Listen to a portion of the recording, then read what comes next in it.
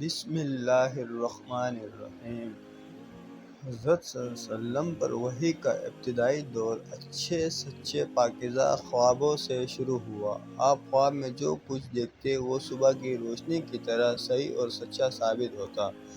پھر من جانب قدرت آپ تنہائی پسند ہو گئے اور آپ صلی اللہ علیہ وسلم نے غار حرا میں خلوت نشینی اختیار فرمائی اور کئی دن اور رات وہاں مسلسل عبادت اور یاد الہی اور ذکر و فکر میں مشغول رہتے۔ جب تک گھر آنے کو دل نہ چاہتا توشہ ہمراہ لیے ہوئے وہاں رہتے۔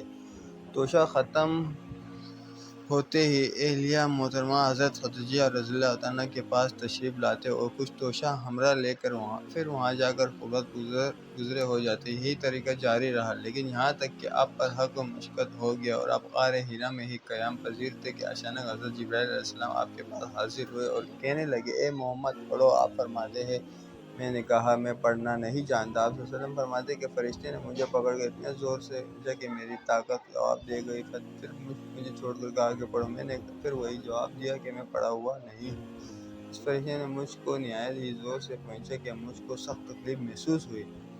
پھر اس نے کہا کہ پڑھ۔ میں نے کہا کہ میں پڑھا ہوا نہیں ہوں۔ فرشتے نے تیسری بار مجھ کو پکڑ کر اور تیسری مرتبہ پھر مجھ کو کھینچا، پھر مجھے چھوڑ دیا، کہنے لگا کہ پڑھو۔ اپنے رب کے نام کی مدد سے جس نے پیدا کیا اور انسان کو خون کی پھٹکی سے بنایا، پڑھو اور آپ کا رب بہت ہی مہربانی کرنے والا ہے۔ بس یہی آیتیں آپ حضرت جبرائیل علیہ السلام سے سن کر اس حال میں غار حرا سے واپس ہوئے کہ آپ کا دل اس انوکھے واقعے سے کانپ رہا تھا۔ آپ حضرت خدیجہ کے ہاں تشریف لائے اور فرمایا کہ مجھے کمبل اوڑھا دو، مجھے کمبل اوڑھا دو۔ لوگوں نے آپ کو کمبل اوڑھا دیا اور جب آپ کا ڈر جاتا رہا تو آپ نے اپنی زوجہ محترمہ حضرت خدیجہ رضی اللہ عنہا کو تفصیل کے ساتھ یہ واقعہ سنایا اور فرمانے لگے کہ مجھ کو اب اپنی جان کا خوف ہو گیا ہے۔ آپ کی اہلیہ محترمہ حضرت خدیجہ رضی اللہ عنہا نے آپ کی ڈھارس بندھائی اور کہا کہ آپ کا خیال صحیح نہیں ہے، خدا کی قسم آپ کو اللہ کبھی رسوا نہیں کرے گا۔ آپ تو اخلاق فاضلہ کے مالک ہیں، آپ تو کنبہ پرور ہیں، بے کسوں کا بوجھ اپنے سر پر رکھ لیتے ہیں،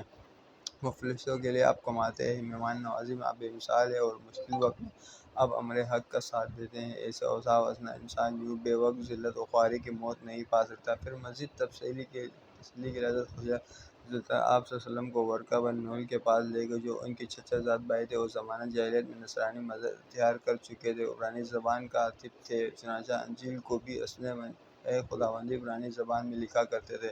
انجیل سریانی زبان میں نازل ہوئی تھی اور پھر اس کا ترجمہ عبرانی زبان میں ورقہ اس کو لکھتے تھے۔ وہ بہت بوڑھے ہو گئے تھے، یہاں تک کہ ان کی بینائی بھی رخصت ہو چکی تھی۔ حضرت خدیجہ رضی اللہ عنہا ان کے سامنے آپ کے حالات بیان کیے اور کہا کہ اے چچا زاد بھائی، اپنے بھتیجے محمد صلی اللہ علیہ وسلم کی زبانی ذرا ان کی کیفیت سن لیجیے۔ وہ بولے کہ بھتیجا آپ نے جو کچھ دیکھا اس کی تفصیل سناؤ۔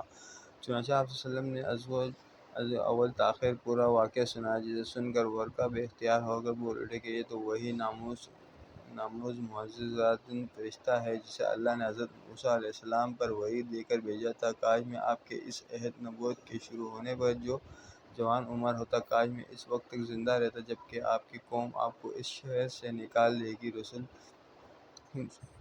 یہ سن کر تعجب سے پوچھا، کیا وہ لوگ مجھ کو نکال دیں گے حالانکہ میں تو ان میں صادق اور امین اور مقبول ہوں؟ ورقہ بولا، ہاں یہ سب کچھ سچ ہے، مگر جو شخص بھی آپ کی طرح امر حق لے کر آیا لوگ اس کے دشمن ہی ہو گئے۔ اگر آپ کی نبوت کا وہ زمانہ مل جائے تو میں آپ کی پوری مدد کروں گا۔ مگر ورقہ کچھ دنوں کے بعد انتقال کر گئے۔ پھر کچھ عرصہ تک وحی کی آمد موقوف رہی۔